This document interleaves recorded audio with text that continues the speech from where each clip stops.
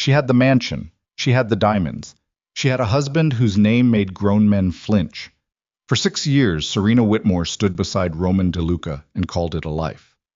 But on the night she reached for his arm in a room full of the city's most powerful people, the night she needed him most, he looked at her like she was nothing. 4 words. That's all it took. Never touch me publicly. And just like that, something inside her went very, very quiet. If you've ever loved someone who made you feel invisible, stay with me.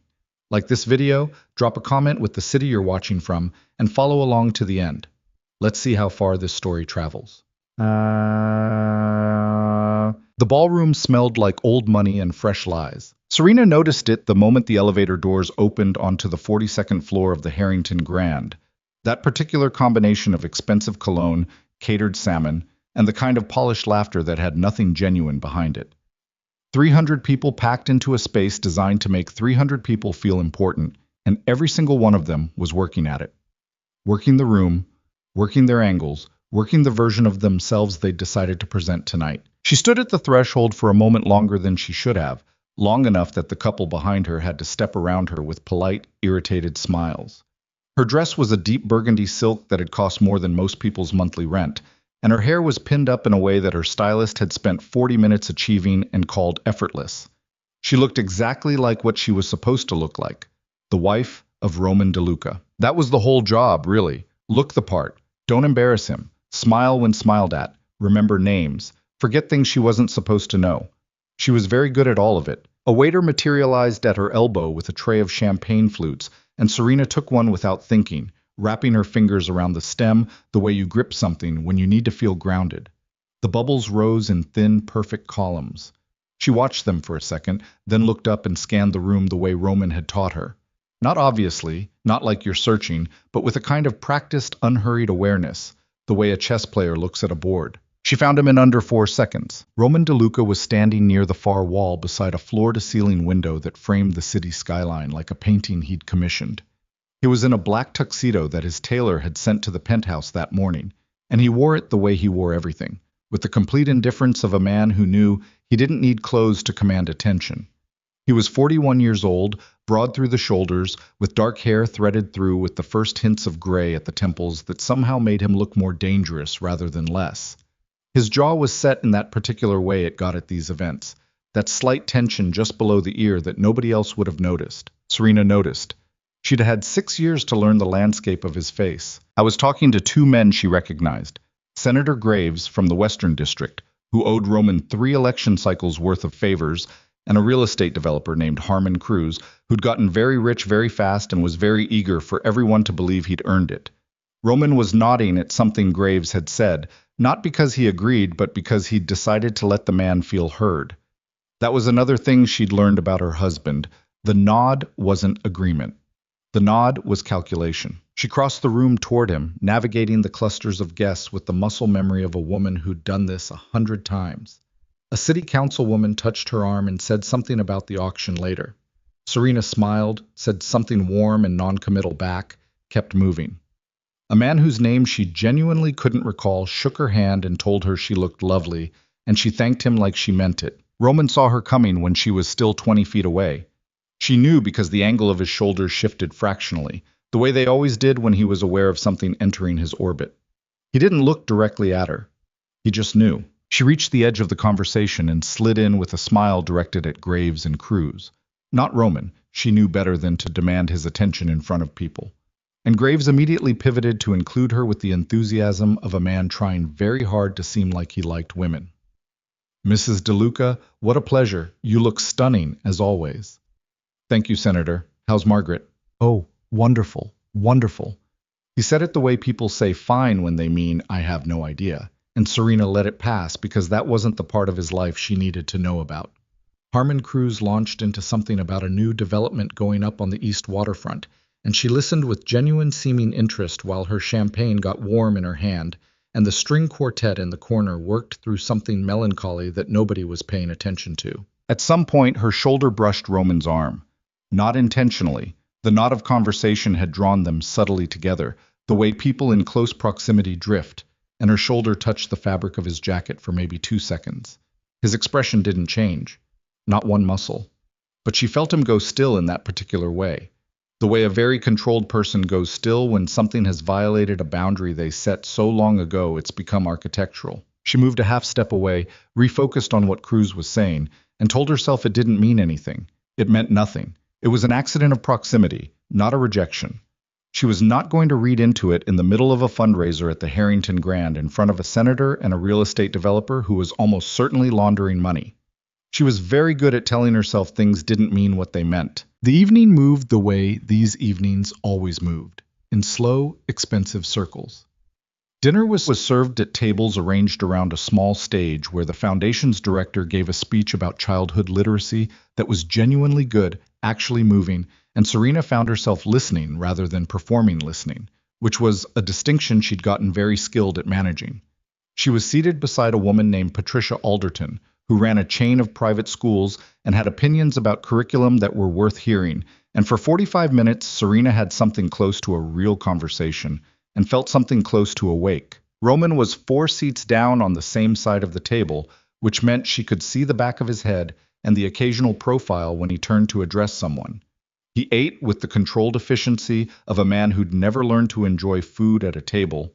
Too much of his early life had been about eating fast or not eating at all. She knew that. She'd absorbed that from the fragments he'd let fall over the years. And he accepted the wine but barely touched it. She watched him without meaning to. That was another thing she'd spent 6 years learning, not to watch him. Because watching him made her want things from him, and wanting things from him was how you ended up standing in the bathroom at 2 in the morning trying to figure out what you'd done wrong. The auction started after dessert. Roman bought a piece of art he would never look at and a fishing trip to Alaska he would never take, both with the brisk efficiency of a man managing a spreadsheet. The bids went to 6 figures without him registering anything on his face. The woman running the auction, bright, loud, funny, in a way that worked the room expertly, made a joke about his poker face, and the room laughed and Roman smiled the smile he deployed in public, the one that lived on the surface of his face and stopped at his eyes. Serena laughed too. She hated how well she knew that smile. The auction wound down and the room decomposed into smaller clusters again. The string quartet elevated to something with a beat, and a few of the younger couples drifted toward an area that had been cleared for dancing. Serena stood at the edge of the room with a fresh glass of champagne she didn't want and watched a couple she didn't know sway together near the window. The woman had her head against the man's shoulder. His hand was at the small of her back. Nothing dramatic, nothing performative, just 2 people who were, in some fundamental way, glad to be standing next to each other. Serena looked away. She found the balcony doors. They were partially open, and beyond them was a narrow terrace that ran the length of the building's north face, lit by the ambient glow of the city and a line of small lanterns along the railing. 2 other guests were out there but moved inside as she stepped through, and then she was alone with the wind off the buildings and the sound of the city 42 floors below, and she let out a breath she felt like she'd been holding since the elevator. She set her champagne on the railing and gripped the cold metal with both hands and looked at the skyline. It was a genuinely beautiful city. She'd always thought so. She'd come here at 22 with a graduate school acceptance letter and an assumption that her life was going to look a certain way, and it had looked a certain way, just not the way she'd assumed. The city was the same, the skyline was the same, the lights going on in the office buildings across the way, people working late or just leaving their lights on, the red and white rivers of traffic on the streets below, the bridges spanning dark water. It was all there. Still there. She just couldn't feel it the way she used to. She was standing like that, trying to locate what was missing inside herself, when she heard the balcony door open behind her. She knew his step before she turned. Roman moved to the railing about 3 feet away from her, not looking at her, looking at the city. He'd lost the jacket somewhere inside, his sleeves rolled to the elbows in a gesture of informality that was as much as she ever got from him in public, and he had a glass of scotch in one hand that he held loose at his side. "You've been out here 15 minutes, he said. It wasn't a question or a concern. It was information, delivered neutrally, the way he delivered most things. "I needed some air." He said nothing. She looked at his profile, the strong line of his nose, the set of his jaw, the way he was looking at the city with the expression of a man doing inventory on something he owned, which, Serena supposed, was not entirely inaccurate. Roman DeLuca had interests in this city that would take a forensic accountant 2 years to fully map, and he was constitutionally incapable of looking at anything without thinking about leverage. She didn't know why she did what she did next. She'd analyze it later, lying in the dark, and she still wouldn't have a clean answer. Maybe it was the couple she'd watched through the window. Maybe it was the genuine conversation with Patricia Alderton that had reminded her what it felt like to be present in her own life. Maybe it was 42 floors of city below her and the cold metal railing under her hands and the exhaustion of performing for 3 hours straight. Or maybe it was something simpler. Maybe she was just tired and he was standing 3 feet away and they had been married for 6 years and she wanted, for 30 seconds, to feel like that meant something. She reached over and touched his arm. Just that. Her hand on his forearm, light, brief. The kind of touch that says, "I'm here," rather than anything more complicated than that. Roman looked down at her hand. Then he looked at her. His voice was quiet, controlled, and absolute. "Never touch me in public." The words hit her somewhere below the sternum, in the part of the body where you keep the things you can't explain to anyone. She pulled her hand back. She kept her face exactly still, because she'd had years of practice keeping her face exactly still, and she picked up her champagne glass and took a sip and looked back at the city. Roman finished his scotch in silence. He went back inside. Serena stayed on the balcony for another 10 minutes, until she was sure her face was doing what she needed it to do, and then she went back in too. She smiled at 3 more people before the evening ended. She could not have told you what any of them said. The car ride home was 22 minutes. She knew because she watched the clock on the dashboard with the focused attention of a person who needs a number to hold on to. The driver, Paolo, who had been Roman's driver for 11 years, and whose entire professional ethos seemed to be the elimination of his own personality, navigated the late-night streets with silent precision. Roman sat beside her going through something on his phone. She sat with her hands folded in her lap and watched the city go by and didn't say a word. The mansion was in the northern part of the city, set back from the road behind gates and mature trees that blocked the sightlines from the street. It was objectively a beautiful house, 12,000 square feet of stone and glass and carefully considered architecture, with a kitchen that had been featured in a design magazine and a garden that a full-time groundskeeper maintained to a standard Serena had never asked for. She had lived in it for 5 years, and she could tell you the exact number of steps between the master bedroom and the bathroom at 3 in the morning. But she had stopped being able to tell you what she felt when the gate swung open and the car pulled up the drive. She got out before Paolo had fully stopped. She heard Roman say something brief and quiet to him, instructions probably, some early morning arrangement. And then the front door was in front of her and she pressed in the code and went inside. The house was very quiet. That was always the first thing, the quiet. Not peaceful quiet, not the quiet of a place where people had lived and rested, but the other kind, the kind that has an edge to it, that says this is a space where sound has learned not to linger. The housekeeper had left hours ago. The cook left at 9. The security staff were outside or in their separate quarters. Inside, there was only the low hum of climate control and the faint sound of Serena's heels on marble until she reached the carpet on the stairs. She went to the bedroom and sat on the edge of the bed and did not turn on the light. Roman came in 7 minutes later. She could tell by the sound of his movements in the dressing room that he wasn't going to say anything. Not about the balcony, not about any of it. He moved with the quiet efficiency of a man completing a sequence of actions, and when he came out and got into bed on his side, there was the darkness and the sound of his breathing, and the 6 inches of space between them that had been there so long it had its own gravity. Serena lay on her back and stared at the ceiling. Never touch me in public. She turned it over in her mind the way you turn something over when you're trying to find the angle that makes it mean something different than it means. She had done this with his words before. Done it countless times, found the charitable reading, the reasonable explanation, the context that made it less than what it was. He was under pressure. He didn't like public displays of affection. He had spent his entire adult life building a persona of iron control, and her touching his arm in front of people chipped at that. And maybe that was reasonable. Maybe that was just how he was built, and she had always known how he was built. But it was 4 in the morning now, in the dark, and she was very tired. And the truth, the real truth, the one she'd been managing for a long time, was that it wasn't about the balcony. It wasn't even about public displays of affection. It was about the fact that she had reached for him, for warmth, for 30 seconds of being someone's person rather than someone's projection, and he had shut it down with the reflexive authority of a man who had never, in 6 years, led her close enough to matter. She had been lonely for 6 years. She had been lonely in a 12,000 square foot house with a full staff and a car service, and more financial security than she could spend in 10 lifetimes. And she had managed it and minimized it and found the version of the story that made it okay. And tonight, she lay in the dark beside a man who was already asleep, and she could not find the version of the story that made it okay anymore. She got up at 4:47. She didn't turn on the light.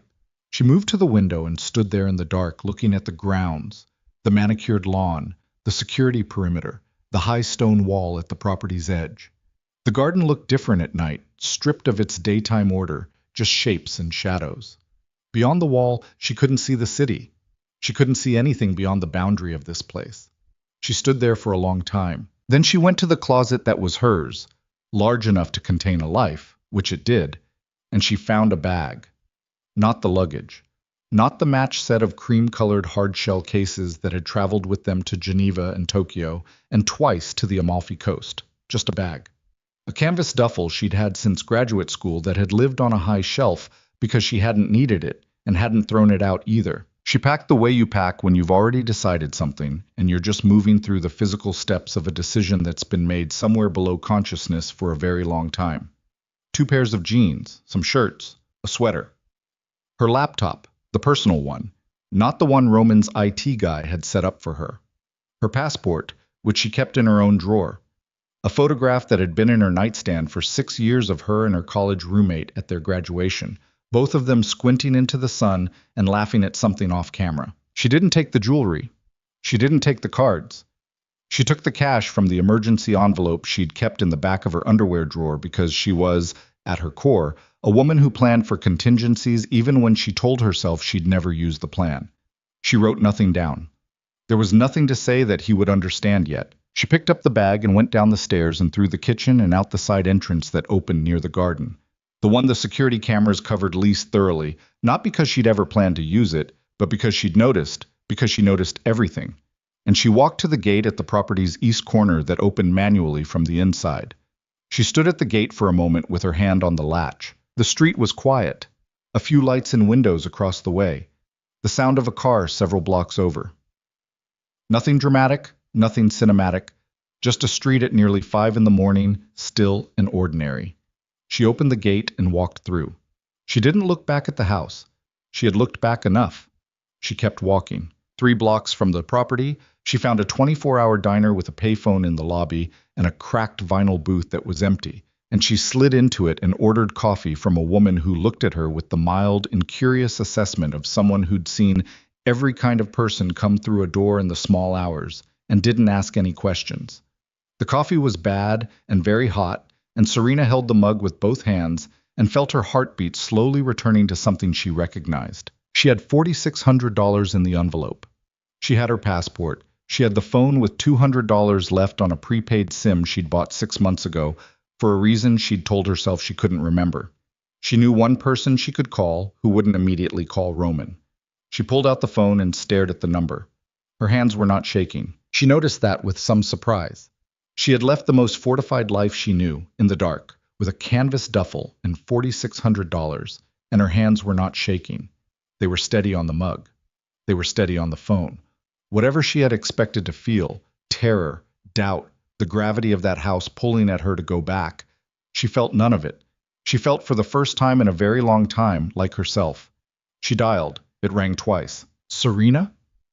The voice on the other end was her college friend Nadia, groggy but sharpening fast in the way Nadia always sharpened when she heard something in a voice she needed to respond to. What?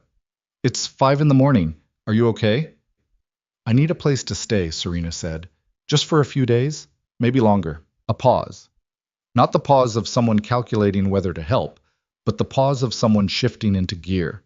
I'll leave the key under the planter by the door. Building code is 4721. Nadia, come whenever. I'll have the couch made up by the time you get here. Serena exhaled. Thank you. She finished the coffee. She paid in cash. She walked out into the very beginning of morning, the sky still dark, but with that particular quality of darkness that precedes light, that says something is coming whether you're ready or not. And she got into a cab and gave the driver Nadia's address and sat in the back with the canvas duffel on her lap. She did not think about what Roman would find when he woke up and she wasn't there. She did not think about the 12,000 square foot house, or the matched luggage, or the life she had built around a man who looked through her more than he'd ever looked at her. She watched the city go past the cab window, the first delivery trucks, the early workers, the lights coming on in bakeries and coffee shops, all that ordinary human machinery beginning its daily motion, and she felt the strange, vertiginous sensation of a person stepping off solid ground and discovering, with some shock, that they can swim. She was 34 years old. She had $4,600 and a graduate degree, and a friend with a couch, and a phone with a prepaid SIM. She had, for the first time in 6 years, nothing to perform and no one watching. The cab stopped at a light, and the first gray-pink light of dawn appeared at the edge of the skyline, and Serena pressed her palm flat against the cold window glass and felt it there, the city, actual and solid, on the other side of the barrier. She thought, I am still here. She thought, I am still here, and I don't know what that means yet, but it means something. The light changed. The cab moved. The city woke up around her, and 3 miles away, in a 12,000 square foot house behind high stone walls, Roman DeLuca slept on his side of a bed that had been two people's for 6 years, one hand flat on the mattress beside him, the space where she had been already cooling, and he did not wake up for another hour. When he did, he reached for her without thinking. His hand found nothing. He lay there in the gray morning light, hand on empty sheet, and stared at the ceiling with an expression that hadn't visited his face in a very long time. Not anger, not calculation, not the iron composure he'd spent decades engineering. Something quieter than all of that. Something that looked, to anyone who might have been watching, very much like fear. He sat up. He checked his phone. No message, no call. I went to the dressing room, then to the bathroom, then back to the bedroom, moving through the spaces the way you move when you're looking for confirmation of something you already know. The canvas duffel was gone. The cash envelope was gone. Her passport drawer was open and empty. The photograph was gone from her nightstand. Roman stood in the middle of the bedroom in the gray light with his phone in his hand, and for a full 30 seconds, he did not move. I was a man who had planned for most things. He had contingencies for contingencies. He had spent his entire adult life in a world where everything, loyalty, leverage, safety, was a variable to be managed, and he had become very good at managing variables. He had not planned for the canvas duffel. He had not planned for the passport and the cash and the missing photograph. He had not planned for the specific weight of the silence that had settled into the room in her absence. Not the usual silence, not the managed quiet of an efficient house, but something more total than that. Something that said, what you were relying on, without knowing you were relying on it, is gone, and you need to understand what that means. His thumb hovered over her contact. He put the phone down. He walked to the window and stood there looking at his grounds. The wall, the trees, the gate at the east corner that was not quite latched all the way back. And something moved in his chest that he had no word for because he'd spent 41 years making sure he never needed a word for it. Outside the city was fully waking up now. Traffic building, world running, everything proceeding on schedule, everything except this. He thought, she'll come back. He thought, she always comes back. He stood at the window for a long time. He almost believed it. What Serena didn't know, what she couldn't have known when she walked out through that east gate in the dark, was that her departure had activated something she had no part in, no awareness of, no control over. A carefully constructed web of alliances and obligations that Roman had built around their marriage like a secondary fortress. Alliances that would not quietly accept the appearance of a crack in DeLuca's walls, not with the Navarro consolidation 3 weeks out and enemies watching every move he made. The message came to Roman's phone at 7:43 that morning. One line, no sender name, just, they've seen the empty car. Roman read it once. He read it again, and for the first time in 6 years, the man who had never once run toward anything ran his hand across his jaw, looked at his phone, looked at the east gate, looked at the ceiling, and understood that the worst thing he had ever done was not the things anyone would expect from a man in his position. The worst thing he had ever done was make someone love him enough to stay, and then give her not a single reason to. The message sat on Roman's phone for 11 minutes before he responded to it. Not because he didn't know what to say. Roman DeLuca always knew what to say. That was the thing about him, the thing that had kept him alive and functional in a world that consumed men who hesitated. He knew what to say and when to say it, and precisely how much weight to put behind each word. Language, for him, was a tool the same way a blade was a tool. You kept it sharp, you used it clean, you didn't wave it around.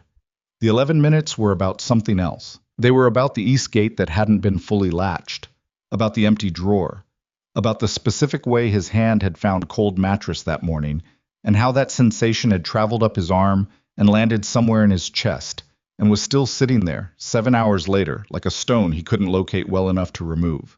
He typed back 2 words, handle it. Then he put the phone in his jacket pocket and walked downstairs to the kitchen where his housekeeper, Mrs. Alvarez, was moving through her morning routine with the determined efficiency of a woman who'd worked for him long enough to understand that her job required absolute incuriosity about anything that wasn't floors and groceries.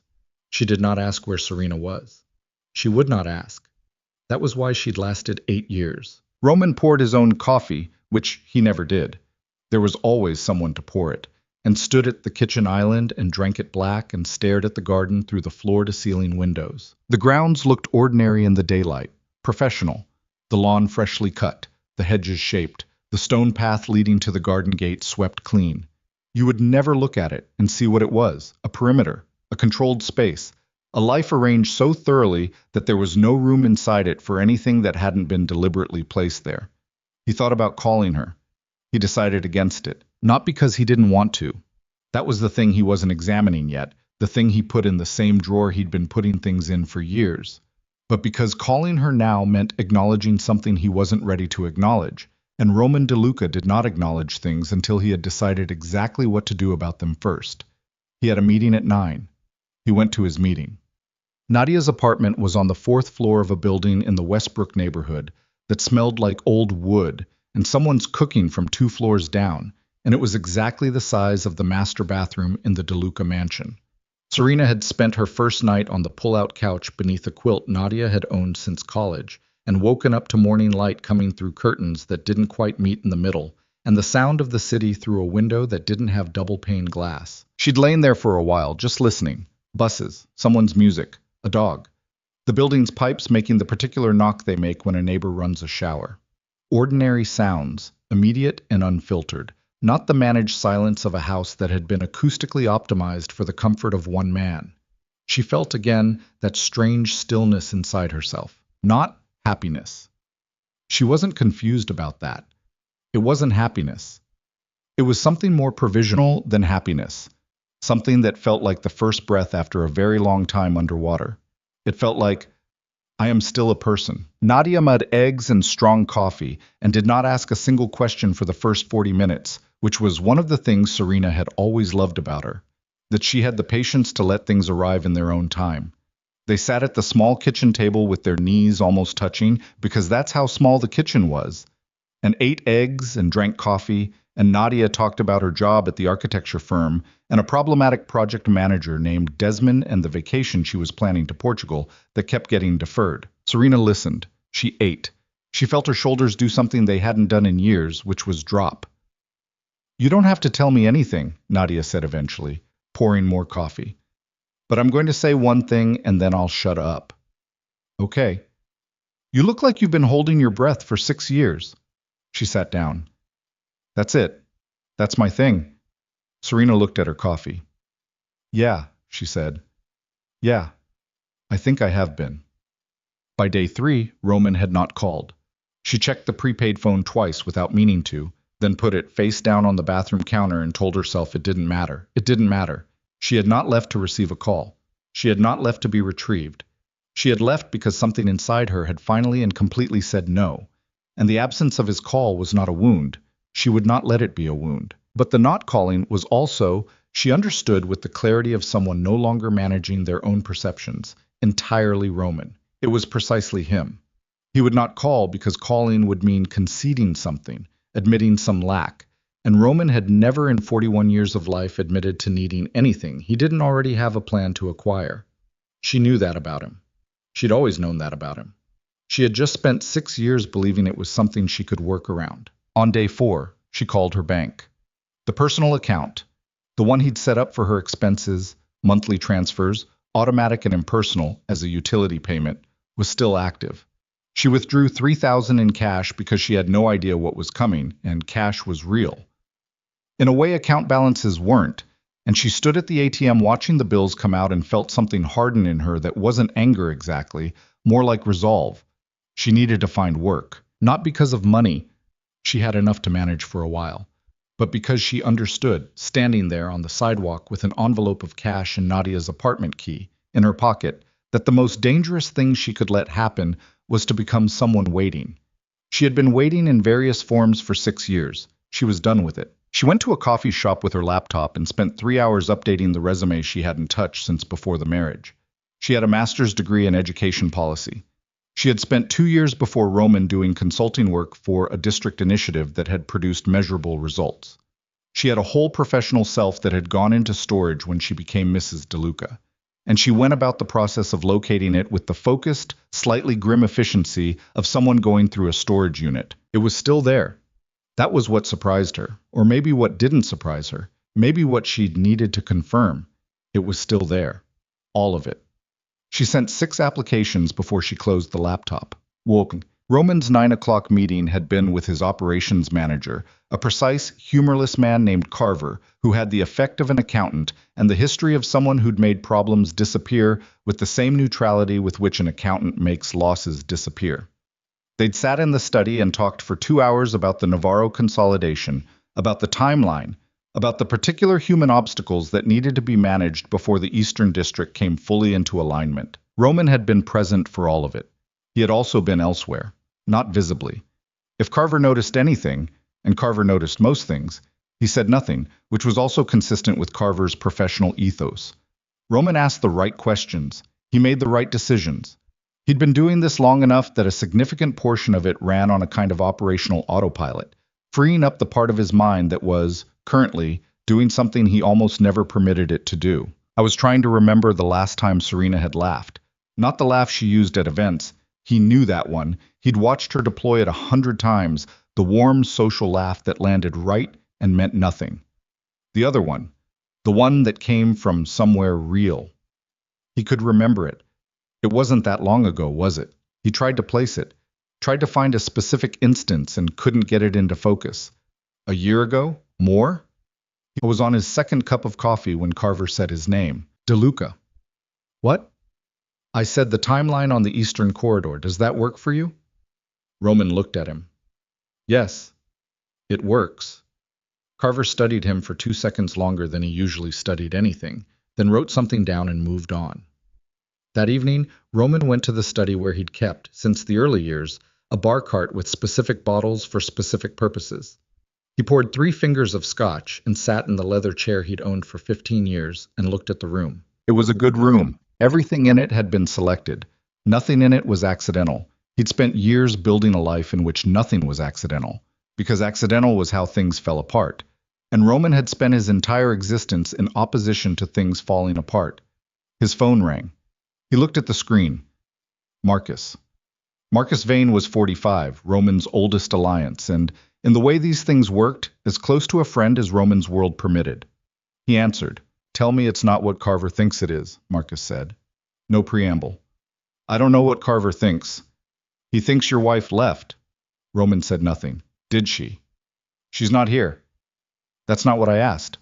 Roman set the glass down. What do you want, Marcus? I want to know if we have a problem. The Navarro meeting is in 3 weeks. If there's instability in your house, there is no instability.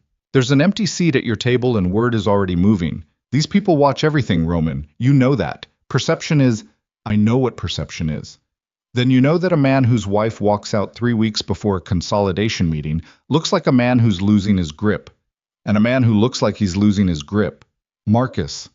The word was flat, contained, the single word doing the work of several sentences. A pause. Fix it, Marcus said, quieter. Whatever it is, fix it. Roman hung up. He picked up the glass, put it down again without drinking, stood up and went to the window. Fix it. He'd spent his life fixing things. He was very good at fixing things. He understood, in some honest and uncomfortable part of himself, that he had made the fundamental error of treating his marriage as another thing to be managed, kept stable, kept functional, maintained within acceptable parameters, rather than as what it actually was, which was a person who had given him something he had never properly named and now taken it back. He called her. The call went to voicemail, not the voicemail he knew, her voice on the message, but a different one, generic, the automated voice of a carrier. The other phone, the one he didn't have a number for. He stood with the dead call in his hand for a long moment. Then he called Paolo and told him to bring the car. He had somewhere to be. Serena had been in the city 3 weeks when the letter came. Not a call, not a text. A letter, hand-delivered to Nadia's building, addressed to Serena in the formal script of a legal firm. She opened it at the kitchen table while Nadia made tea and didn't read over her shoulder. It was not divorce papers. It was a letter from Roman's attorney, careful and measured in the way attorneys are when they're trying to apply pressure while maintaining the appearance of neutrality, informing her that as a named party in various DeLuca family trusts and accounts, her extended absence from the marital residence created certain legal complications that required her prompt attention, and that Mr. DeLuca was prepared to discuss arrangements at her earliest convenience. Arrangements. She read the word twice. Not, I want you to come home. Not, I've been thinking about what happened on the balcony. Not any of the things she wasn't letting herself want, because she was very busy not letting herself want them. Arrangements. Bad? Nadia asked. Lawyers, Serena said. So, bad. She folded the letter and set it on the table. She picked up the tea. She looked at the middle distance and felt the particular anger that comes not from surprise but from confirmation. The anger that says, yes, of course, this is exactly what I knew it would be, and knowing doesn't make it not cut. He hadn't called her. He'd sent a lawyer. She was a legal complication. She picked up her personal phone and called an attorney she'd been speaking to casually for 2 weeks, a woman named Claire Dearden, who had a practice on the North Side and who had, in their first conversation, said, "Tell me what you want the outcome to be rather than tell me what happened," which was the first time anyone in a professional context had asked Serena what she wanted in a very long time. I got the letter, Serena said. I saw it, Claire said. They're pushing. They want you reactive. I'm not reactive. I know, that's why we wait 3 days, then we respond with a request for full financial disclosure as a precondition for any discussion. That puts them on the back foot. Serena was quiet for a moment. He'll take it as escalation. It is escalation, but it's justified and legal, and it tells them you have representation and you're not afraid. Claire paused. Are you afraid? Serena looked out the window. No. Good. Then let them be afraid for a while. She hung up and sat with the tea going cold and felt the ground shifting beneath her in the specific way it shifts when something that had been theoretical becomes structural, when leaving becomes left, when the possibility of return quietly closes, not because anyone decides it, but because enough things happen to make it true. She thought about Roman reading Claire's response. She thought about his face, the controlled set of it, the way he'd look at her name on the legal letterhead. She thought about what it would take for that face to change, to move, to show something. And she sat with the fact that she didn't know. After 6 years, she didn't know. That was the thing. That was the whole thing. She had spent 6 years beside a man, and she did not know what it would take to reach him. And she had finally understood that not knowing was not a failure of her observation. She had observed plenty. She had paid very close attention. The problem was not her attention. The problem was that there was something inside Roman DeLuca that had never opened, and she had spent 6 years standing at a door that didn't have a handle on the inside. Roman got the response from Claire Dearden's office on a Thursday afternoon, and he read it standing at his desk, and the first thing he felt was not anger. That surprised him. He'd expected anger, the clean, functional anger that had always been his most reliable operating state, the kind that compressed things neatly and pointed at action. Instead, what moved through him was something slower, something that had more dimensions to it. She'd gotten an attorney. She'd filed for financial disclosure. She was 3 weeks out, and she hadn't called him once. And she'd gotten an attorney, and she was asking for full financial disclosure as a precondition. She wasn't coming back. He stood with the letter in his hand and let that reality settle through him the way cold water settles, and it moved through every floor of him and found things in each one, things he'd built rooms around, things he'd named other things he'd been very, very effective at not examining. He put the letter down. He picked up his phone. He called Marcus. She filed, he said. A pause. Formally? Attorney. Disclosure request. She's building a case. Christ, Roman. Don't. You need to... I know what I need to do. He moved to the window. I'm going to go see her. That's... Marcus stopped. What do you mean you're going to go see her? You know where she is? Roman said nothing. You know where she is? I've always known where she is. The silence on the line had a texture to it. Marcus was recalibrating. He could hear it, running the same calculation Roman had been running for 3 weeks. The one about what it meant that a man who could find anyone at any time had chosen, for 3 weeks, not to close a distance of 4 miles. Why haven't you? Because I was waiting to know what to say. Another silence. Do you know now? Marcus asked. Roman looked at the window. No, he said, but I'm going anyway. He put on his jacket. He took the stairs rather than the elevator, which he almost never did, something about needing the seconds of movement, the concrete reality of his own body in a stairwell, before he did something he understood could not be undone. In the lobby, Paolo was waiting with the car. Roman got in. He gave Paolo the address. Paolo didn't react. Of course he didn't. Paolo drove. They moved through the city in the Thursday afternoon traffic, and Roman sat in the back and watched the streets go by. The neighborhood shifting, the architecture changing character, the city revealing its layers as they moved from the northern corridors into the mid-district and then toward Westbrook. He watched a woman pushing a stroller at a crosswalk. He watched a group of people in suits coming out of an office building, one of them laughing at something, all of them moving with the energy of a day that was almost done. He watched the city do what it always did, contain its millions of separate lives, each moving according to its own internal logic. And he thought about how long it had been since he'd thought of Serena as a person with an internal logic rather than a presence in his household. He didn't like the thought. He didn't push it away either. Paolo pulled onto Nadia's street. He stopped across from the building. Wait here, Roman said. He got out. He stood on the sidewalk in the afternoon light and looked up at the building's facade. Ordinary brick, 4 floors, a line of buzzers at the front entrance, 2 planters beside the door, one with dried flowers. Nothing about it that was designed to keep him out. No gates, no security, no perimeter, just a door. He looked up at the 4th floor windows. The light was on. He was halfway to the door when it opened, and Serena walked out. She had a bag over one shoulder, a bag he didn't recognize, and she was dressed simply, jeans and a dark coat, her hair loose in a way he almost never saw it. She was looking down at her phone, not at the street, and she took 2 steps before she looked up. She stopped. He stopped. They stood 10 feet apart on the sidewalk in the gray afternoon, the city moving around them with total indifference, and Roman watched something move across her face. Not surprise, she'd controlled past surprise. Something quieter. Something that looked, for a fraction of a second, like grief. Then it closed. Roman, she said. Not a question, not a welcome.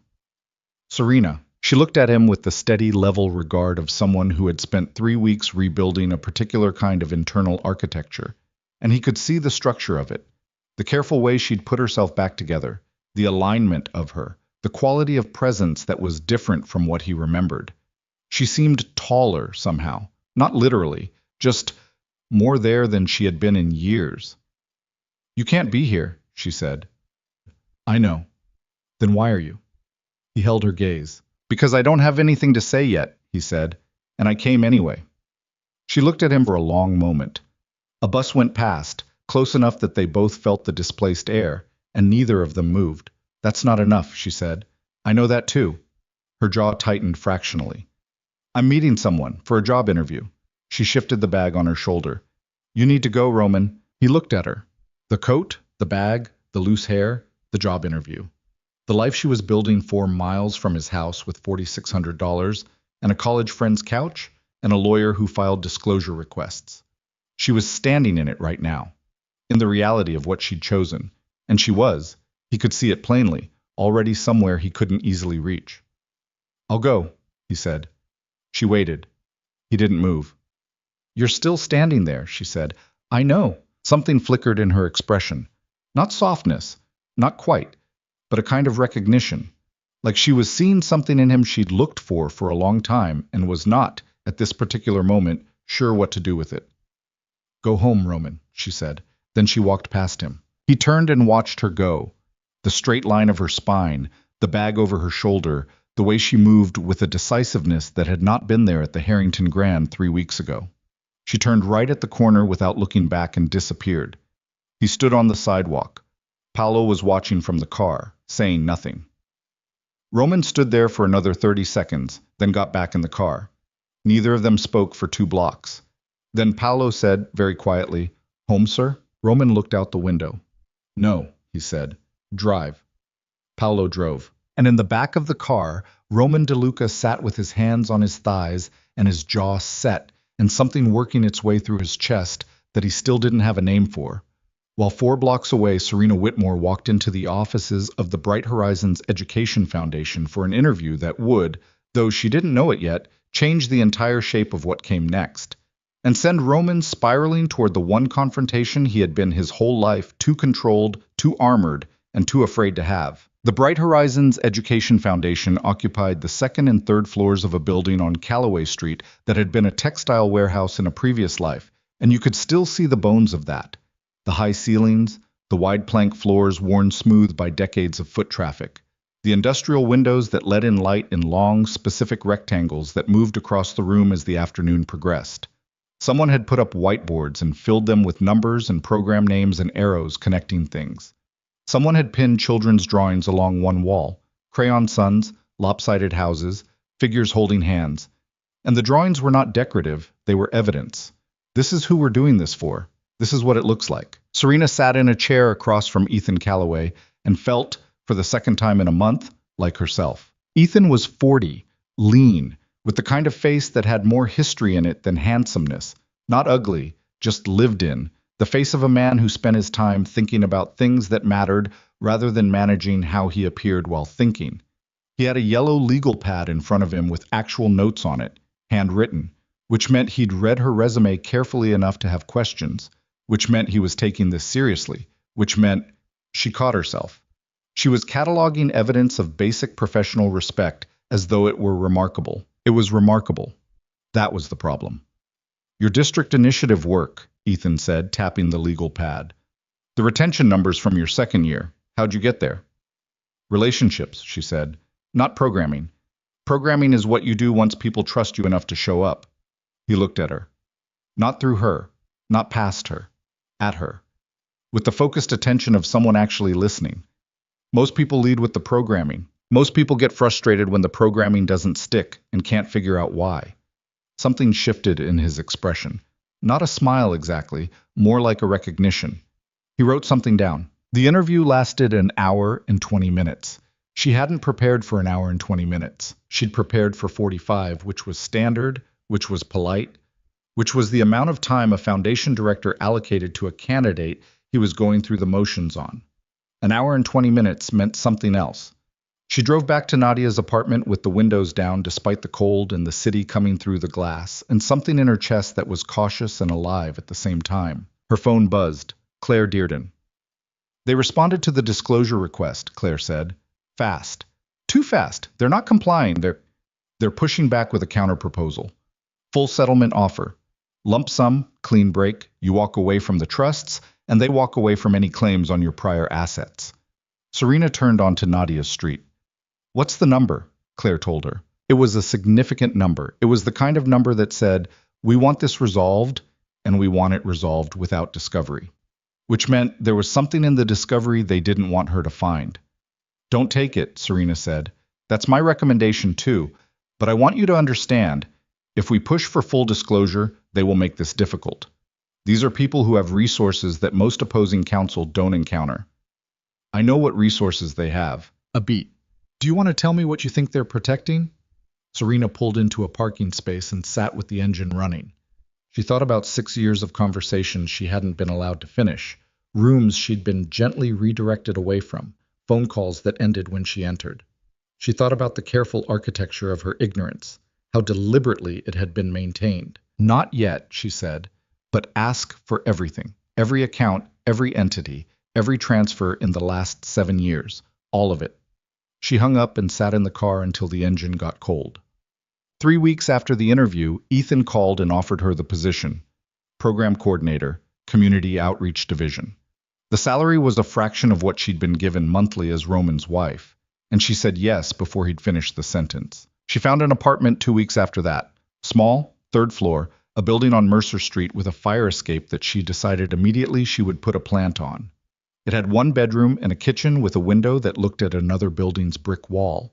And it was hers in a way that the 12,000 square foot mansion had never been hers.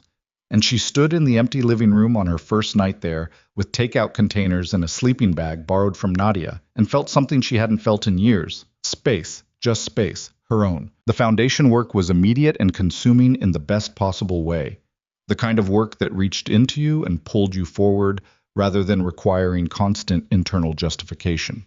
She was in the field 3 days a week. In community centers, in school libraries and after-school programs in neighborhoods, the city's power structure had been systematically underinvesting in for decades. She was meeting parents who were exhausted and scared and desperately wanted more for their children, and she was learning how to be useful to them in practical, specific ways that had nothing to do with writing a check. Ethan was a good director. He was clear about expectations, flexible about method, and he asked her opinion on things and then actually used her answers, which was she kept having to recalibrate how much that shouldn't be remarkable. The basic minimum of a professional relationship and also something she'd been starved of for years. They worked late some evenings, and they'd started getting coffee after in the Thai place 2 blocks from the office that was cheap and loud and nothing like any restaurant she'd been to in her previous life. They talked about work, mostly. The programs, the funding gaps, the particular bureaucratic walls they were trying to navigate. Sometimes they talked about other things. She told him about her graduate work, her early career, the consultant years that had felt like they were building toward something before they'd been interrupted. He told her about growing up in a mid-sized Rust Belt city where the school system had been the only thing standing between a lot of kids and nothing, which was why this was what he did. How as she understood a good person. Not uncomplicated. He had a temper that he kept well managed, but that surfaced in meetings when something bureaucratic was being deliberately obstructive. And he had the particular stubbornness of someone who'd chosen principle over pragmatism enough times to have real scar tissue from it. But good, genuinely. She was careful about what she felt. She had been through too much in the last few months to trust her own calibration. She knew she was in a specific kind of vulnerability, the particular openness that comes from having been closed for a long time, and she was not going to confuse proximity and decency for something more than they were. She was careful. She was also, beneath the careful, something she hadn't been in years, interested in her own life. The disclosure documents arrived on a Tuesday. Claire called at 7 in the morning, which was not when attorneys called unless something had happened. Serena was standing at her kitchen window with coffee, watching the brick wall across the way catch the early light, and she felt the call before she heard it, that particular anticipatory weight in her sternum. "I need you to come in," Claire said. "Tell me now." A pause that lasted long enough to mean, "I don't want to tell you over the phone." "Claire." The disclosure came through, partial. They're still fighting some of it, but enough. Another pause. "Serena, there's an entity, a holding company, registered offshore, that has been making quarterly payments for the last 4 years to a family named Whitmore." The coffee mug was warm in her hands. She focused on that. "Which Whitmores?" she said very carefully. "Your parents' address is listed as the contact." She put the mug down. She set it down precisely, on the counter, and took her hands away from it and stood with her hands at her sides and felt the room do something. Rooms do when information reorganizes the entire structure of what you thought you knew. "How much?" she said. Claire told her. "Quarterly. For 4 years." Her parents' address. The holding company threaded through 3 shell entities before it resolved back to a DeLuca-controlled trust. "That's," she started. "It's substantial, yes." "That's not what I was going to say." She pressed her back against the counter. "That's why they introduced us." Silence on the line. "My parents introduced me to Roman at the Alderton event, 4 years before the payment started." She was saying it out loud as she assembled it, because saying it out loud was how she made sure she wasn't constructing something that wasn't there. But the payment started 4 years into the marriage, not before. So it wasn't a setup from the beginning. It was a transaction that developed after the relationship was established, Claire said quietly. Serena, I have to ask you, did you have any knowledge? No. Flat, immediate, total. No. I believe you, but this will come up if we... I know it will come up. I know. She was pacing now, 4 steps to the window, 4 steps back, the apartment suddenly very small. He paid my parents to keep me compliant. She heard herself say it. She said it again because the first time had felt like it might not be real. He paid my parents to keep me compliant. For 4 years. 4 years of holidays, of dinners, of my mother telling me to be patient, that this was how marriages worked, that Roman was a good man who provided.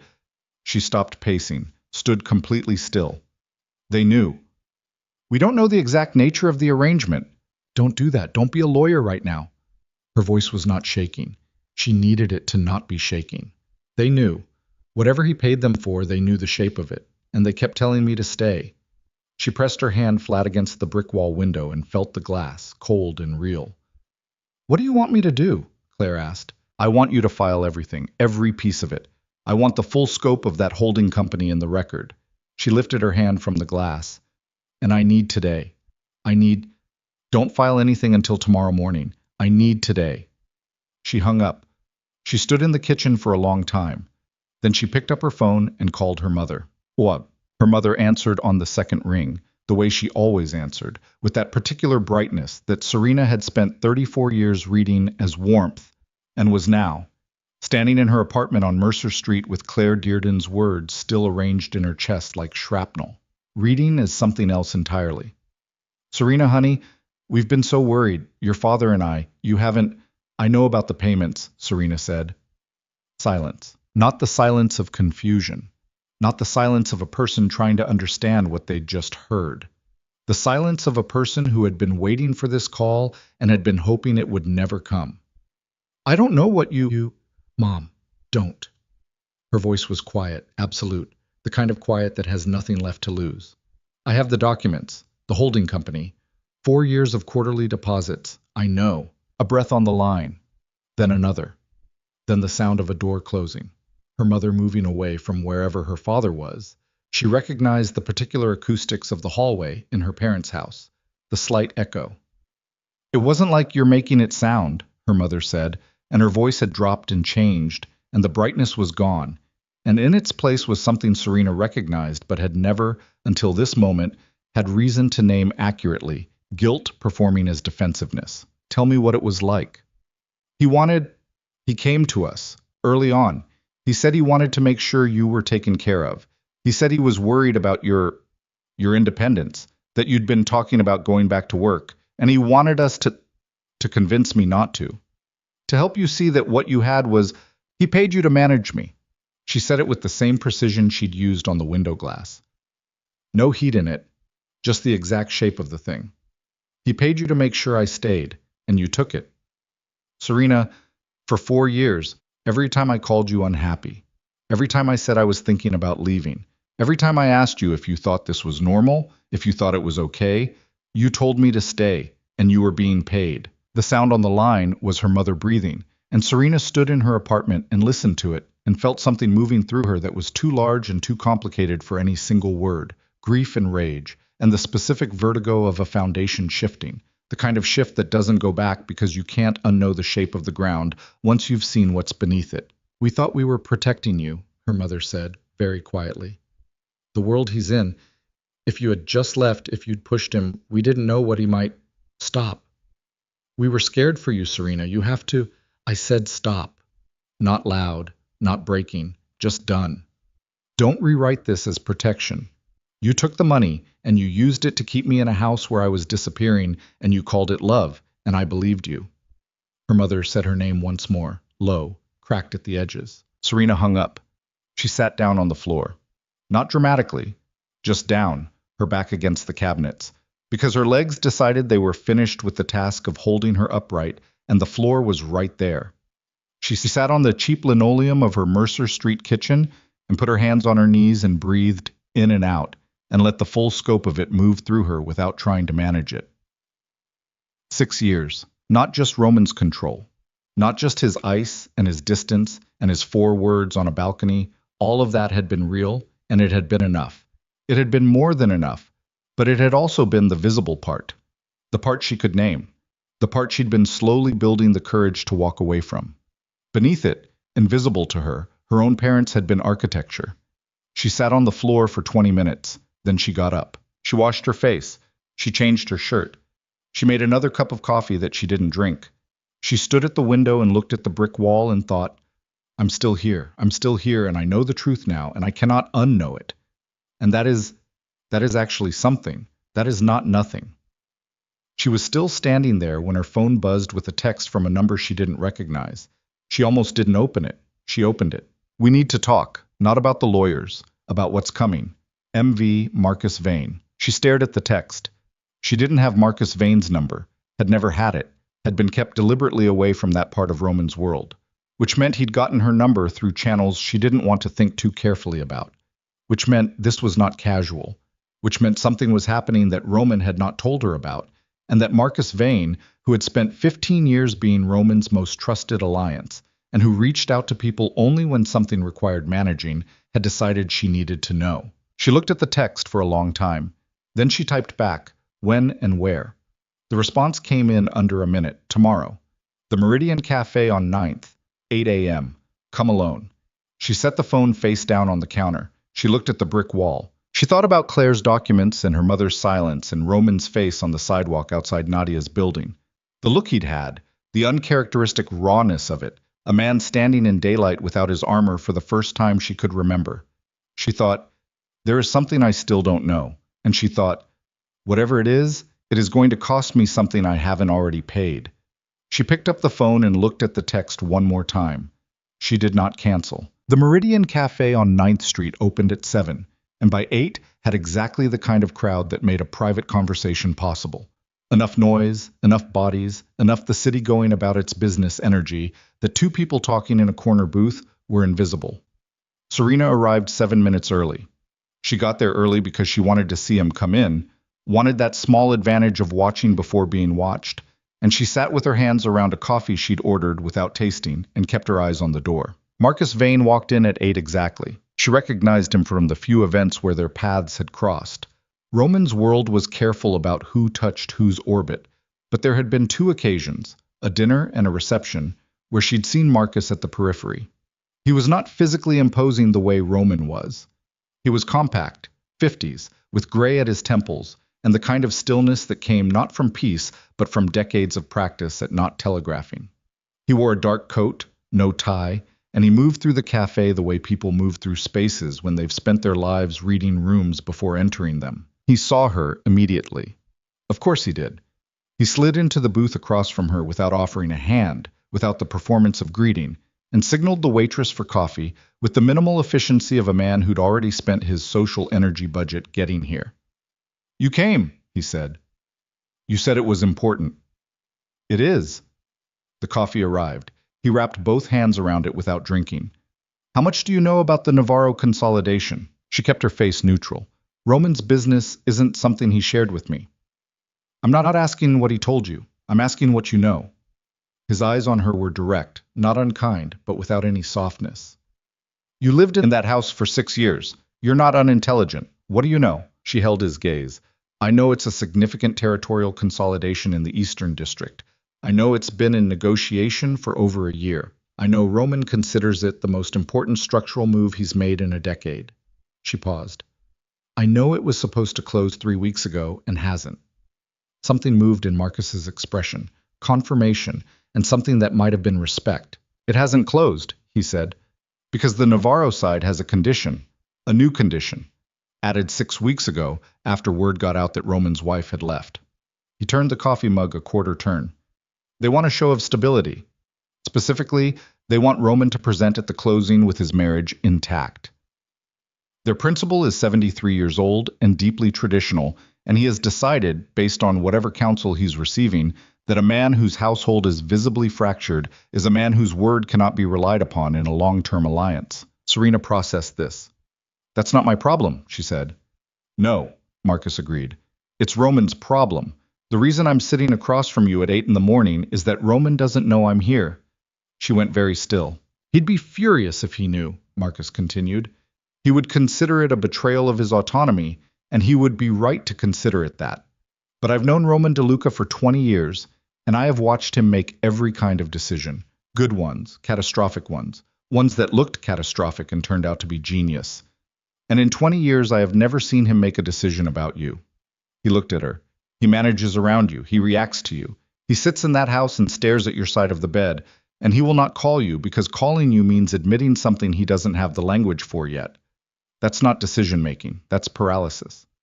And I am watching a very dangerous situation develop because one man is paralyzed. The cafe noise went on around them. Serena's coffee was getting cold. What dangerous situation, she said. Marcus turned the mug another quarter turn. There's a faction within the Navarro organization that doesn't want the consolidation. Younger, impatient, they have their own vision for the Eastern District, and it doesn't include an alliance with Roman. They've been using the delay as leverage, arguing to their principal that Roman is weak, that the instability in his house proves it, that they should pull the deal and move independently. He paused. If they pull the deal and move independently, they will move against Roman directly. And they will not move with lawyers. The word sat between them. She understood what it meant. She'd always understood, on some level, the nature of the world Roman operated in. She'd just been kept at sufficient remove that understanding remained theoretical. It was not theoretical now. It was a man sitting across from her in a cafe on 9th Street telling her that people who wished her estranged husband harm were using her absence as justification. You're telling me this is my fault, she said. No. Quick, firm. I'm telling you that a situation you didn't create and don't control is being shaped, in part, by your absence. That's different from fault. He finally drank some coffee. I'm also telling you that Roman would rather walk into whatever's coming alone than ask you for anything, because asking you means standing in front of you without the wall, and he doesn't know how to do that. He has never known how to do that. It's the one thing... Marcus stopped, set the mug down. It's the one thing I have watched cost him more than everything else combined, and I'm not sure he'll survive learning it the hard way this time. Serena sat with that. She thought about the sidewalk outside Nadia's building, the east gate not quite latched, the 4 words on the balcony, her mother's breathing on the phone, the cash envelope in the drawer she'd kept for a plan she'd told herself she'd never use. What are you asking me to do? She said. I'm not asking you to do anything. I'm asking you to know the full picture. He held her gaze. What you do with it is yours. He left $40 on the table for 2 coffees and walked out without looking back. Serena sat alone in the booth for a long time. She called Claire from the sidewalk outside. Don't file today, she said. A pause. Serena, one more day, maybe 2. I need to think. The settlement window? I know the window. One more day, Claire. She hung up and walked. She walked for 40 minutes without a destination, through streets she'd been learning for months, through the neighborhoods that had become hers, in a way nothing in her previous life had been hers. And she let the full weight of it move through her as she walked, all of it, the compound pressure of Marcus's words, and her mother's silence, and Claire's documents, and 6 years of managed loneliness, and the new life she was building, and Ethan's steadiness, and the children's drawings on the foundation wall, and the fire escape with the plant she'd put on it, all of it. She stopped at a corner. She made a decision, not because of Marcus, not because of the Navarro consolidation, or the political geometry of Roman's world. She made it for a reason that had nothing to do with any of that, and everything to do with the person she was trying to become. A person who moved through her life with clear eyes and complete information, who didn't let other people manage the boundaries of what she knew and what she did about it. She needed to face Roman directly, not to go back, not to save his deal, not to perform the function Marcus had come to her door to request, but because there were things that needed to be said between them that had never been said, and she was not going to let lawyers and disclosure documents and the machinery of uncoupling do the work that 2 people who had spent 6 years in the same house owed each other directly. She pulled out her phone. She called him. It rang 3 times. 4. She was preparing for voicemail when he picked up. The silence on his end lasted 1 second, maybe 2. The silence of a man recalibrating to something he hadn't expected. Serena. We need to talk, she said. Not through lawyers, you and me, today. Another beat. Where? The Harrington. The bar on the lobby level. 6 o'clock. She hung up before he could respond. She was there at 5:55. She ordered water and sat at a table near the window that looked out onto the street rather than into the bar. because she wanted the option of watching the city if she needed to look away from him, and she sat with her back straight and her hands flat on the table and let herself feel the full specific weight of what she was about to walk into. She had her phone. She had Claire's number on speed dial. She had the documents. She also had, when she was honest with herself, something she didn't want to call hope, because hope was dangerous, but something in that neighborhood, the residue of 6 years, the specific gravity of a person you'd been close to, even when close had never been close enough. She saw the car pull up outside. She saw him get out. I was in a dark suit, no tie, and he walked through the lobby with that particular controlled velocity of his. Not hurrying, never hurrying, but moving through spaces the way current moves through water, with direction and force that didn't need to announce itself. She watched him find her through the bar's glass partition, watched his pace adjust by a fraction when he saw her face, watched him navigate the tables with his eyes on her the entire way. He sat down. He looked at her. She looked back. For a moment neither of them spoke, and the bar went on doing what bars do in the early evening. The low music, the conversations from other tables, the sound of glasses, the city visible through the window doing what cities do. All of it proceeding around them with complete indifference to the fact that something was ending in this particular spot tonight, or being said for the first time, or both. "You called me," he said. "I know about Marcus." His jaw tightened. He shouldn't have. He was right to. She held his gaze. Not about what he was asking, about the fact that you were paralyzed, that part he was right about. Roman said nothing. That particular nothing that wasn't absence. It was compression, everything pushed down and held. "I didn't call you because of the Navarro deal," she said. "I need you to understand that. I am not here to save your consolidation. I'm here because I spent 6 years in a marriage where we never once had a conversation. We couldn't walk away from unchanged, and I'm not leaving this the same way." Something moved in his face, not the social surface, below it. "I know about the payments," she said. The compression in him changed character. She saw it. Not surprise, which would have been informative, but something more complicated than surprise. He knew she knew. She could see that. He had probably known the moment Claire filed the disclosure request. What she was reading in his face now was not the shock of exposure, but the specific expression of a man who has been waiting for an accounting he isn't sure he deserves to survive. "To my parents," she said, just to be complete. 4 years, quarterly, to keep me—" She stopped. "What was the exact arrangement, Roman? What did you pay them for?" He looked at the table for 1 second, then back at her. "Stability," he said. "That's a word. I paid them to—" He stopped. She watched him work through something, watched the struggle of a man who dealt in controlled language, trying to locate something more honest than controlled language. "I knew you were unhappy. I had known for a long time, and I didn't know how to fix it, and I didn't want to lose it, and your parents had influence over you that I—" He stopped again. "That you leveraged." "Yes." The word landed between them, clean and ugly. "So when my mother told me to be patient," Serena said, keeping her voice level, "when she told me Roman was a good provider and marriages took work, and I should stop looking for things that weren't realistic, she was being paid to say that. I didn't write her a script. You didn't have to. You paid her, and she understood what she was being paid for." She felt her hands, flat on the table, pressing down. "Do you understand what that cost me? Do you understand, not the marriage, not the years, but specifically the cost of having the people who were supposed to be—" She stopped, breathed. "You turned my own family into a wall I couldn't see."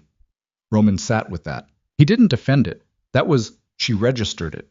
He didn't reach for justification or context or the version that made it something other than what it was. "I know," he said. "That's not enough." "I know that too." She looked at him.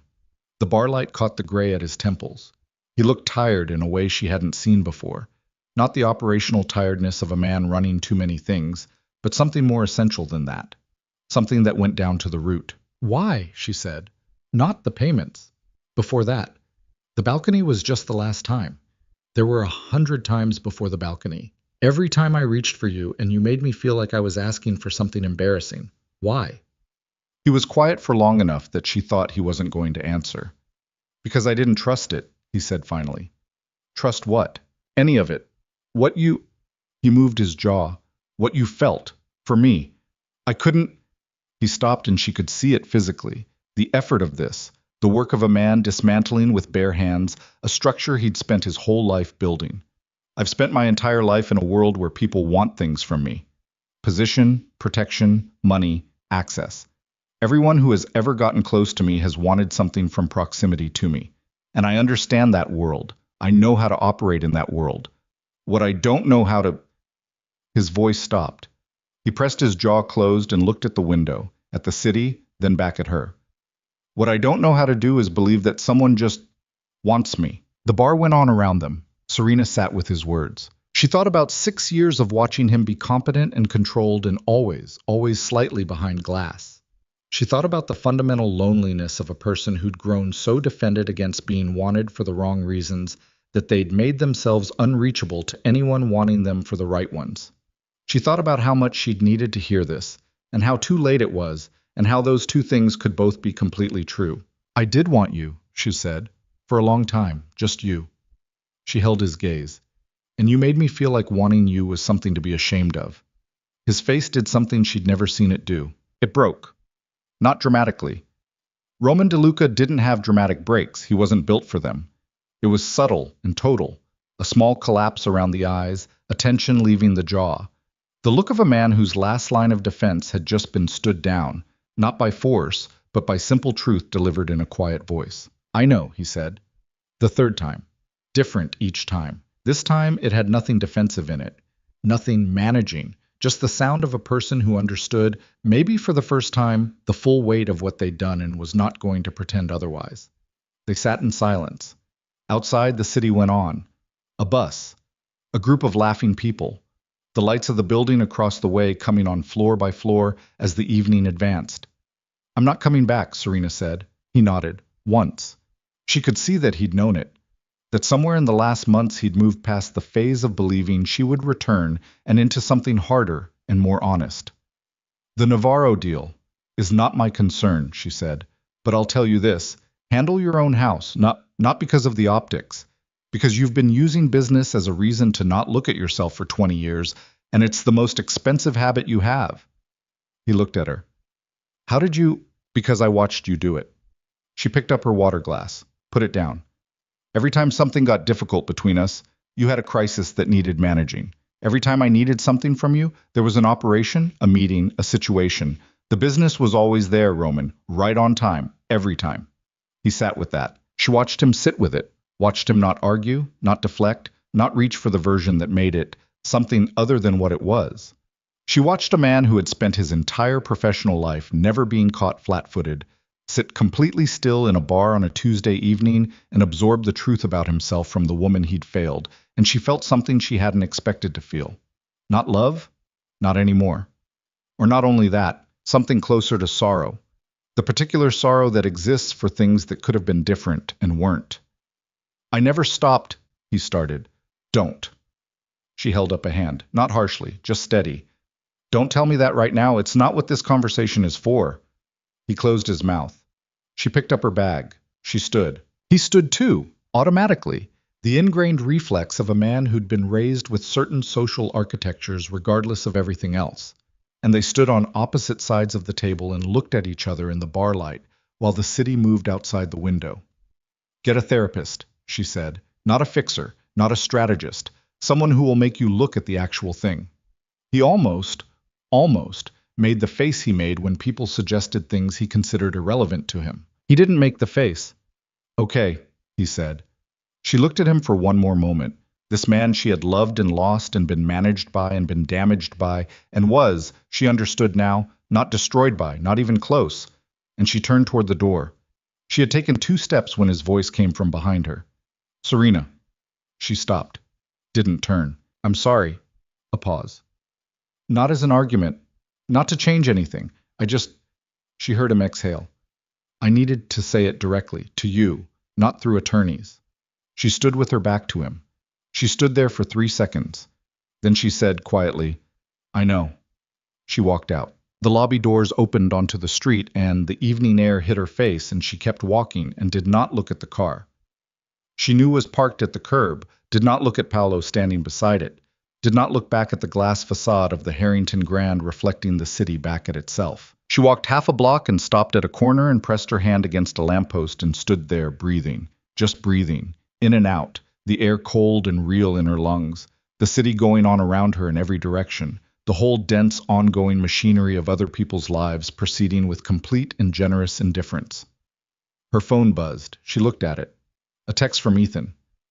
Funding board approved the community expansion. We need to celebrate. Coffee tomorrow? She looked at the text. She looked up at the city, the buildings, the lights coming on in windows, the ordinary, specific beauty of a place that was, she understood, hers in a way she hadn't quite let herself claim yet.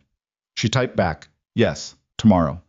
She put the phone in her pocket. She started walking. And 3 blocks behind her, through the glass of the Harrington Grand Bar, Roman DeLuca stood at the table they'd just shared and watched her go.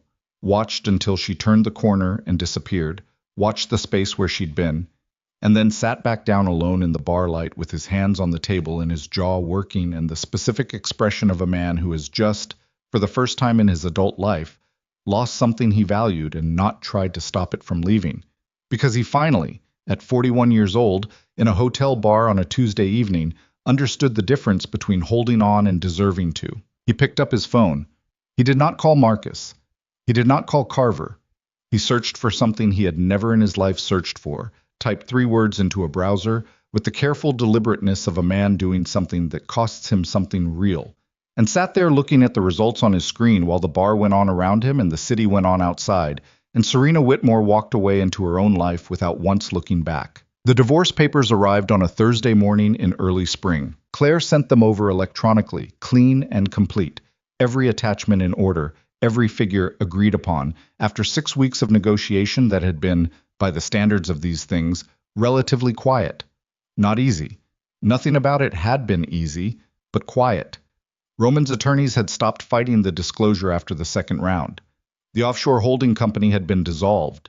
The payments to her parents had been documented, acknowledged, folded into the settlement terms in a way that Claire described as legally elegant and Serena described as the minimum acknowledgement of a harm that didn't have a clean dollar value. The settlement was fair, more than fair, objectively. Roman had not fought her on the financials once she'd made clear she wasn't going to be managed out of what she was owed. She sat at her kitchen table on Mercer Street with the documents on her laptop screen and the early spring light coming through the window and her coffee going cold beside her. And she read through everything once, carefully, the way she'd read everything carefully since she'd started doing things for herself again. Then she called Claire. "It's right," she said. "I think so too. You can sign electronically. It goes to Roman's counsel today, then filing, then roughly 3 weeks for the court to process." "Okay." "Serena." Claire paused. "You did well. Through all of it." She looked at the signature line on the screen. "Thank you, Claire, for everything." She signed. She closed the laptop. She sat for a moment in the quiet of the apartment. Her apartment, with its fire escape plant and its brick wall window, and its cheap linoleum floor that she had come to love with the specific intensity of someone who'd earned the right to love it. And she felt the document move through the machinery of the legal system and away from her, carrying with it the formal structure of 6 years. And she let herself feel the full weight of that. Not performance, not management, just the real weight, held for a real minute, acknowledged. Then she got up, got her bag, and went to work. The community expansion program had its first full operational day on a Wednesday 3 weeks into spring, and Serena was in the field by 7:30 in the morning with a thermos of coffee and a folder of intake forms, and the particular focused energy of someone doing work that connects directly to something they believe in. The new site was in the Eastland neighborhood, a community center that had been underused for years and was now, after 6 months of Bright Horizons groundwork, relationship building, trust, the slow, patient labor of showing up consistently, full of children on a Wednesday afternoon when children should have been somewhere safe and stimulated and weren't always. She watched a 9-year-old named Marcus, different Marcus, she thought, with a small internal acknowledgement of the coincidence, work through a reading exercise with a volunteer tutor, his tongue between his teeth in concentration, his whole body leaning toward the page, and something moved through her chest that was clean and uncomplicated and real. This was the thing. This was the actual thing. Ethan found her at the back of the room around 4 o'clock, the afternoon winding down, children collecting their things, and parents beginning to arrive in ones and twos. He had a coffee from the cart on the corner. He'd learned how she took it somewhere in the past months without making a thing of it, and he handed it to her and stood beside her watching the room empty. "Good day," he said. "Really good day. The intake numbers are ahead of projections." "I know, I saw." He was quiet for a moment. "You look different than you did when you first walked into my office." She looked at him. "Different how?" "Like you're in the right place." He said it simply, without decoration. "Like you know you're in the right place." She held the coffee with both hands and looked at the room. The empty chairs, the scattered materials, the crayon drawings that had already started accumulating on the wall here, the way they had at the main office. All that evidence of children who were here, who'd been reached, who had one more person in their corner than they'd had before. "I am," she said. He nodded once, and they stood there for another minute in the comfortable silence of two people who'd built enough shared context to not need to fill it, and then they went about the work of closing up. Her parents called in April. Her father first, a short, careful message left on her voicemail, his voice with the particular stiffness of a man who'd rehearsed what he was going to say and was delivering it from the script rather than himself. He said he wanted to talk. He said he hoped she was well. He said he was sorry. The word sitting in the message like an object placed carefully in a room, not yet natural, not yet earned, but present. She listened to it twice. She did not call back that day. She thought about what Marcus, Roman's Marcus, had said in the cafe on 9th Street. "I'm asking you to know the full picture." She'd been operating on the full picture for months now, and what the full picture had taught her was that people were capable of doing genuinely damaging things from genuinely complicated motivations, and that the complexity of the motivation did not cancel the damage, and that holding both of those things at the same time without collapsing one into the other was some of the hardest work a person could do. Her mother called the following week. This one was not from a script. She could hear that immediately, the unevenness of it, the places where her mother's voice caught and had to restart. She said she'd been going to a counselor. She said she'd been trying to understand what she'd done and why she'd done it, and she didn't have clean answers yet. She said she missed Serena. She said she was not asking for anything. She just needed Serena to know that she knew what she'd been part of, and she was sorry in a way that didn't have a bottom to it. Serena sat with that message for a long time. She called back on a Sunday afternoon. The conversation was 40 minutes long and hard and real, in a way their conversations had not been real in years, possibly ever. Her mother cried. Serena didn't, but not because she didn't feel it. She felt it fully, the whole compound grief of it, the specific wound of a betrayal that came from the people who were supposed to be the ground beneath you. She felt it and held it and spoke anyway, clearly, without the management she'd once applied to every difficult thing. She said what the payments had cost her. She said it specifically and completely, without softening it for her mother's comfort, because her mother's comfort was not the point of this conversation. She said that trust, once built over on that particular foundation, didn't simply restore because someone went to a counselor and left a voicemail. Her mother said she understood. "I need time," Serena said. "I know, and I need you to not push. If I come back to this, it's on my terms and my timeline." "Yes," her mother said. "Yes, okay." It wasn't resolution. She understood that clearly. It was an opening, a hairline fracture in a wall that had been solid and was now possibly beginning to be something else. She didn't know what it would become. She didn't need to know yet. She hung up and sat on her fire escape with the plant she'd put there in early spring, which was now, somewhat to her surprise, thriving, and she looked at the brick wall across the way and the small rectangle of sky visible above it, and she breathed the spring air and let the conversation settle into her without trying to resolve it into anything neat. Some things didn't resolve neat. That was fine. She was learning to be fine with that. The divorce was finalized on a Tuesday in late April. She knew the date because Claire had told her, and she'd written it in her planner in the same handwriting she used for everything else. Program meetings, site visits, coffee with Ethan. And when the day came, she went to work and did her job and came home and made dinner and sat at her kitchen table and felt the day be what it was. Not a triumph, not a collapse. Just a day on which something formally ended that had actually ended months ago, in stages, in a series of small specific moments that had accumulated into an irreversible direction. She opened a bottle of wine she'd been keeping for the occasion. Not an expensive one, just a bottle she'd bought herself on a walk home one evening because she'd wanted it. And she poured a glass and sat on the fire escape with the plant, and watched the sky do what it did in late spring evenings, the light lasting longer now, the city below doing its evening thing. She thought about this ballroom at the Harrington Grand, the champagne that had gotten warm in her hand, the string quartet playing something melancholy that nobody was paying attention to, the couple she'd watched through the window swaying together, the woman's head on the man's shoulder. She thought about 4 words in the cold air of a balcony 42 floors up. She thought about a canvas duffel on a high shelf and a cash envelope in the back of a drawer, and the particular quality of her own hands, steady on the cab door in the gray hour before dawn. She thought, I knew, before I knew I knew. She thought, the person I was becoming was always there. She was just waiting for the exit. She drank her wine and watched the sky and let the evening be what it was. She ran into Roman in June. Not engineered, purely the city being what cities are, which is indifferent to the emotional logistics of the people moving through them. She was walking back from a site visit in the mid-district, cutting through the plaza near the Ellison building because it was faster, and he was coming out of the building's main entrance in a dark suit with a briefcase and 2 men she didn't recognize flanking him at a distance. They saw each other at about 15 feet. Both stopped.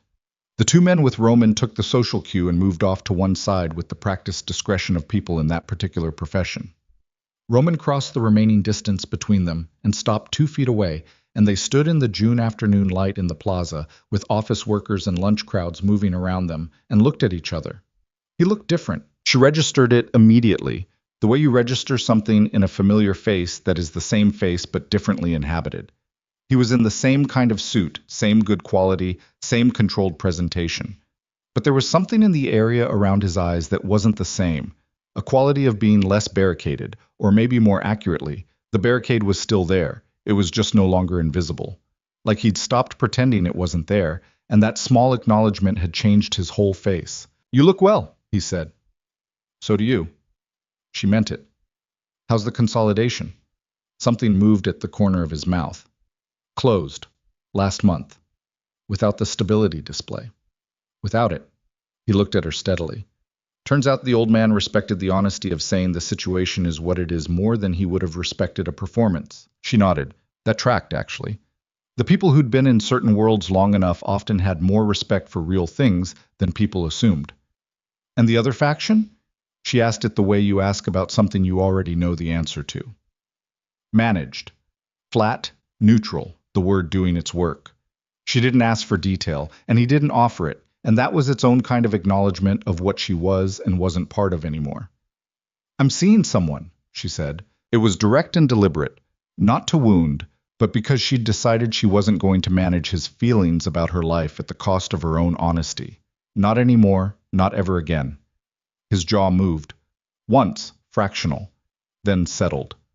Good, he said.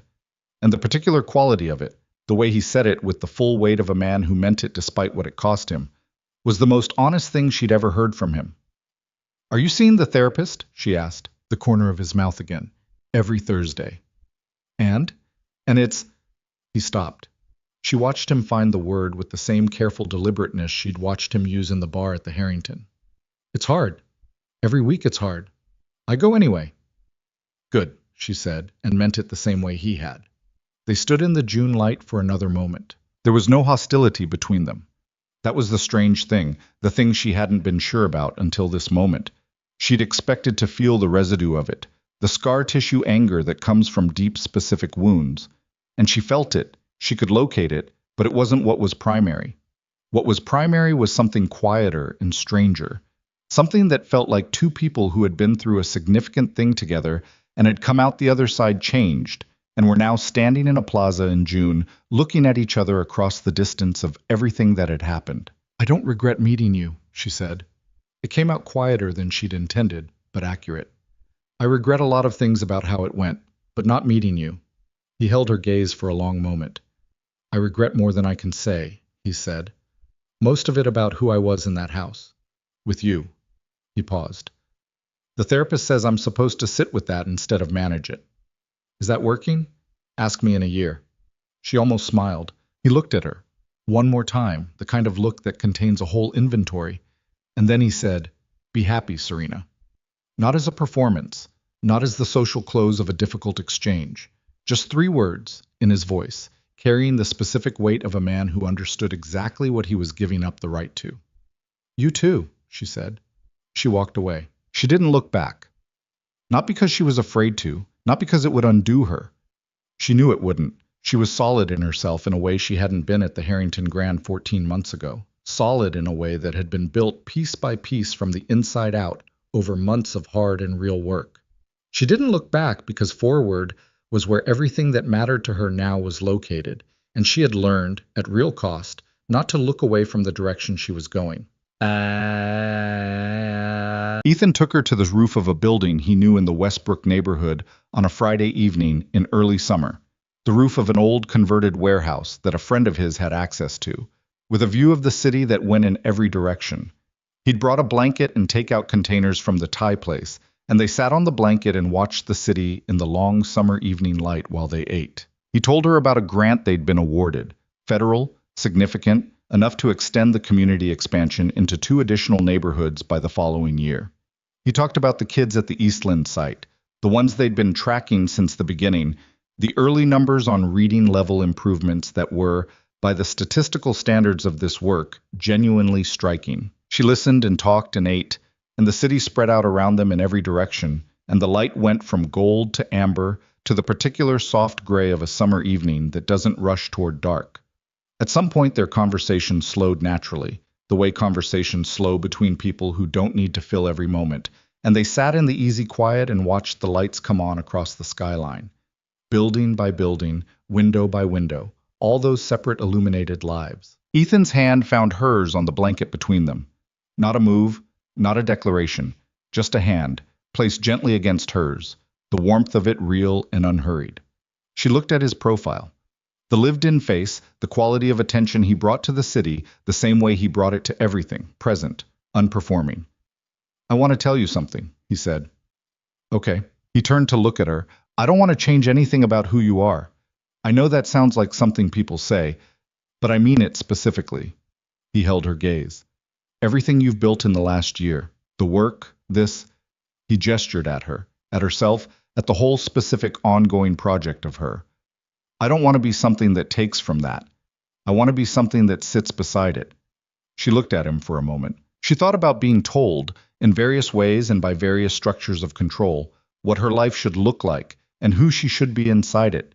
She thought about the particular violence of managed diminishment, how it didn't announce itself, how it arrived as care and convenience, and finally as architecture you couldn't see from the inside.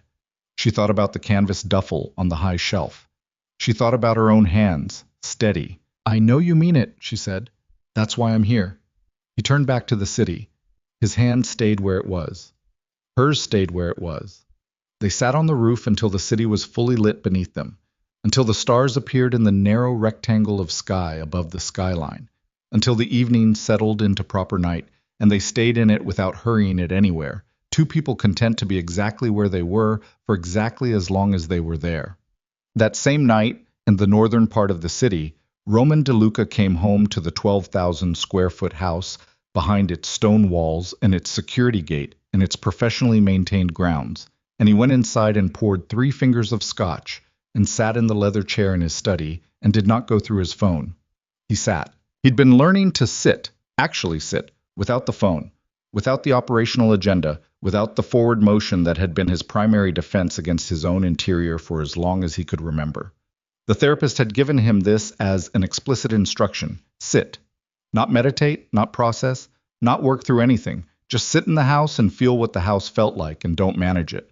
What the house felt like was large, not in the architectural sense. He'd always known it was large. That was why he'd built it. That was what it was supposed to signal.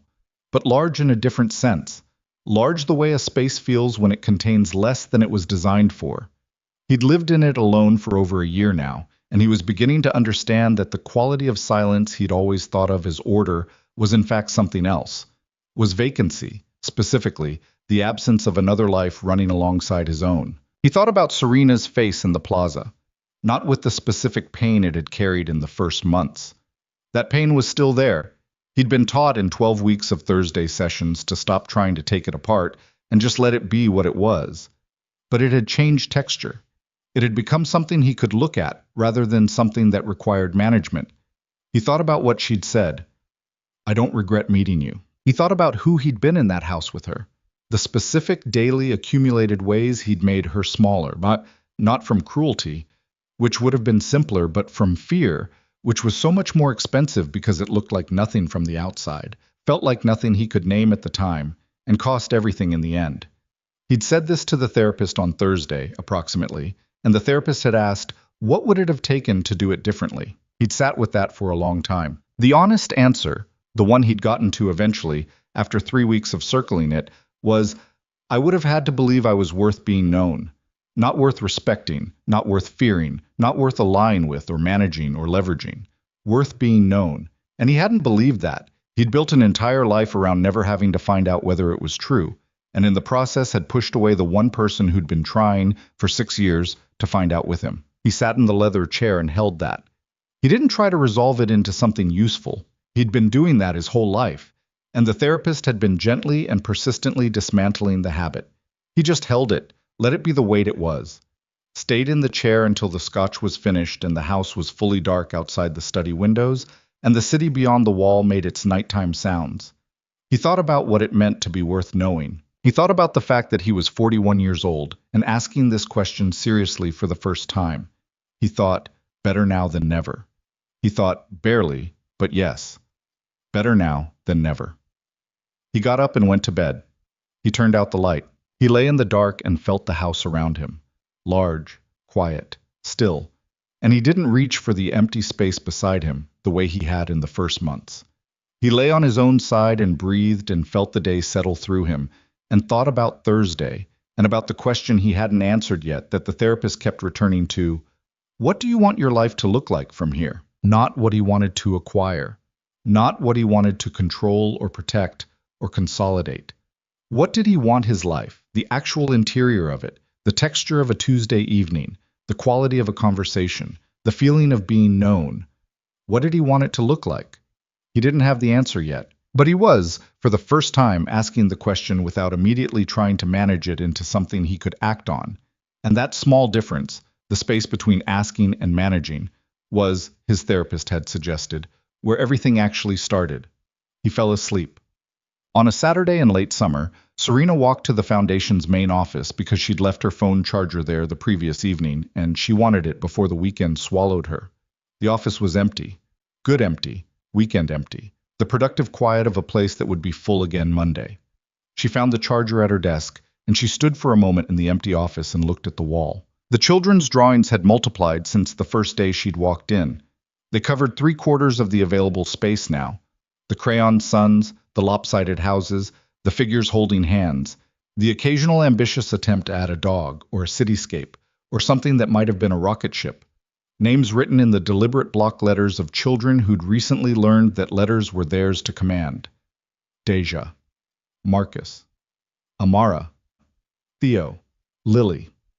She stood and looked at the wall. She thought about this ballroom at the Harrington Grand and the champagne and the string quartet and the 300 people in their expensive clothes performing the version of themselves they'd decided to present that evening.